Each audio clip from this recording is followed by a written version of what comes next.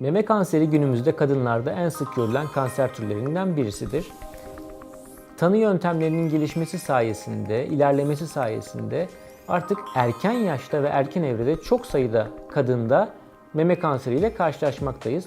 Tabii meme kadında doğurganlığın, anaçlığın sembolü, güzelliğin sembolü olduğu için genç kadınlar, orta yaşlı kadınlar meme kaybetme korkusuyla geç başvurabiliyorlar zaman zaman hastaneye. Ama artık günümüzde böyle bir korkuya gerek yok. Çünkü kişinin vücut yapısına göre, meme yapısına göre, hastalığının evresine göre erken onarım ya da geç onarım seçenekleri mevcut. Erken onarımdan kastımız kişinin memesinin alındığı aynı ameliyatta ya da hastalığının durumuna göre birkaç ay sonra onlara yeni bir meme yapmamız mümkündür. Burada çok değişik seçeneklerimiz var. Kişinin kendi dokusuyla ya da protezle, balonla ameliyat yapabiliyoruz, onarım yapabiliyoruz.